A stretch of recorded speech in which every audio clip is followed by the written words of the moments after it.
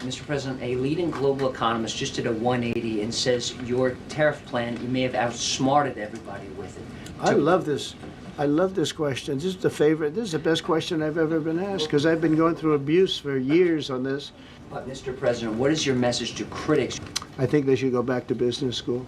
It's so obvious. It's so obvious. Mr. President, a leading global economist just did a 180 and says your tariff plan, you may have outsmarted everybody with it. What is your message? I love this. I love this question. This is the favorite. This is the best question I've ever been asked because I've been going through abuse for years on this. But Mr. Because as you know, we're taking in hundreds of billions of dollars, no inflation whatsoever. But Mr. President, what is your message to critics who think your tariff plan will cause a recession? I think they should go back to business school. It's so obvious. It's so obvious. I mean, we're taking in billions and billions of dollars from China and a lot of other countries. We took in, I had a call from somebody in the House and a high official. Sir, we have a problem. We don't know what to do. The books are a mess. I said, what do you mean by the books? The books, the money coming in. It's so terrible. I figured, oh boy, what's this? I don't like this question. I said, so what seems, there's so much money coming in and there must be some kind of an accounting mistake because we have hundreds of billions of dollars more money than we thought. I said, do me a favor, go check call me back. You have to call me back. Check the tariff column. He calls me back 2 hours later, says, you're right. We took in $88 billion in tariffs. They have so much money coming in. But more important than the money coming in, we have companies coming in, factories coming in, auto plants being built. AI is being built here instead of being built all over Europe and Asia. We have all of it. We have over $15 trillion, just about, Scott. I think we're right about that number. We went to Saudi Arabia. We went to Qatar, we went to UAE, very smart people, very smart leaders, great leaders, and we took in $5.1 trillion just there without the tariffs. I mean, they also liked a thing called November 5th, November 6th, and November 7th. That was a very good little period of time. It's called the presidential election. You know, you used to have one-day election, now you have it go over it, but even if you just took that little period, because it was pretty obvious it was going to be a landslide, and they like that, but they love the tariffs. I had Texas Instruments come in the other day, big company, and he said, we're putting in $60 billion into new plants and new equipment, new everything. Sir, you're going to keep the tariffs, aren't you? Because if I ever took the tariffs off, and we are going to absolutely keep it. And they're worried that somebody that, like this communist from New York, someday gets elected. I can't believe that's happening. That's a terrible thing for our country, by the way. He's a communist. We're going to go to a communistic state. That's so bad for New York. But the rest of the country is revolting against it. But if somebody got elected, they're afraid that if this was taken off, well, we're going to guarantee it's never going to be taken off. And again, we're taking in think of this, hundreds of billions of dollars. And they were all confused because they've never seen this before. You know, it's always the other way. We don't have enough money. So much money is coming in at levels that nobody's ever seen. But most importantly, we have factories being built, car plants being built, companies moving to our country like never before. If you look at 15 trillion, and that's only in a few months, you know, I haven't been here that long. Presidents, like the last one, was a disaster. He's the worst president in the history of our country, by the way. What he did on our border can never, ever be forgotten. To me, that's the worst of all the things. And he's done some terrible things, grossly incompetent. Nobody knew it was him because I don't think it was him. I think it was whoever was controlling the auto pen. But our country is doing great. And those leaders and other leaders, I just left, as you know, a large group of the most highly respected people. And that includes big countries. When you look at Germany and France and Spain, although Spain didn't come through, but they will. By the way, guaranteed they will. That was the only country that sort of tried to hold back on putting up the money. But just so you know, they said, it's unbelievable what's happened to the USA. You were a dead country. We didn't respect the country, the leader. You were dead as a doornail.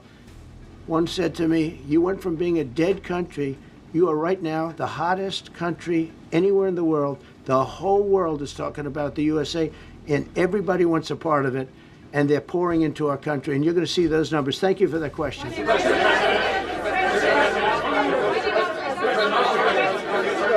Yeah, go ahead, please. Thank you, Mr. President. I have a question about trade. Secretary Bessent has said that he hopes tariff deals with major partners will be done by Labor Day.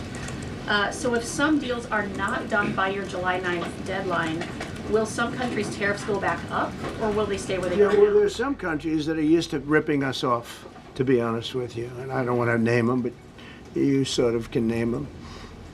And they're so used to just, taking it billions and billions of, look, we had a trade deficit of more than $1 trillion. Think of $1 trillion, a trade deficit. That's because nobody cared. We cared a lot when, I took in hundreds of billions of dollars in tariff. We had the greatest economy in history up until now. I think we're going to blow it away. But during my time, and especially prior to COVID, we had the greatest economy in the history of our country. I think we're going to blow it away now based on the kind of numbers that we're seeing. But some countries are very angry because they've been ripping us off for years. They've been making billions and billions of dollars. There was nobody to negotiate with. They could do whatever they want. They charged us tariffs, by the way, at numbers that we've never seen before. And we ended up losing much more than $1 trillion a year. $1 trillion a year on trade. And now they're being met with a force that's far greater than them, and they don't like it. So they're upset because instead of making, $5 billion, they're going to break even. Or they'll make a little bit. I want to be nice. They'll make a little bit. Or we'll make a little bit.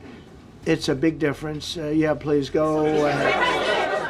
Red dress. On the 2020 election, is there any more information on the special prosecutor? So many Americans still have questions about the 2020 election. And speaking of rogue judges, would you consider appointing somebody at DOJ maybe to investigate the judges that allowed for the political persecution of you, your family, and your supporters during the Biden administration? I love you. Who are you? I'm Kara from Lindell TV. Well, it's just a very nice question. And it's not a setup. I have no idea who you are, but I appreciate that question. All I can say is we're not here for that. I hope so.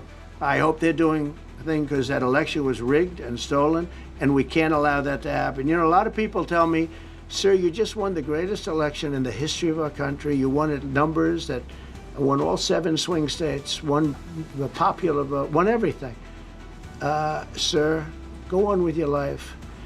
And many people that say that, good people, friends of mine, then you have people that say that same thing, go on with your life, but you have to find out what happened because you can't let that happen again. Look at what this lunatic did. Look at what he did. He opened our borders to people that were murderers, 11,888 to be exact, murderers. And we've captured many of those murderers, and we're bringing them back, or some of them are so dangerous that we don't even want to bring them back. We're afraid they're going to try and come back in.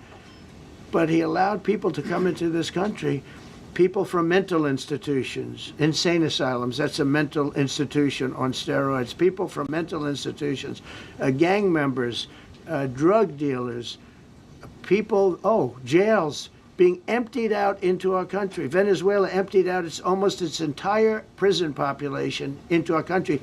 But I don't want to blame them. Many countries have done that. The Congo, we have a great press conference coming up later, and it's the Congo and Rwanda. They were fighting for years, and it was machetes, it was vicious, it was as vicious, people's heads being chopped off. And I have a man who's very good in that part of the world, very smart, and put them together. And we're signing a peace treaty today. First time in many years they're going to have peace. And it's a big deal. We talk about Russia, and we're working that one. President Putin called up and he said, I'd love to help you with Iran. I said, do me a favor. I'll handle Iran. Help me with Russia.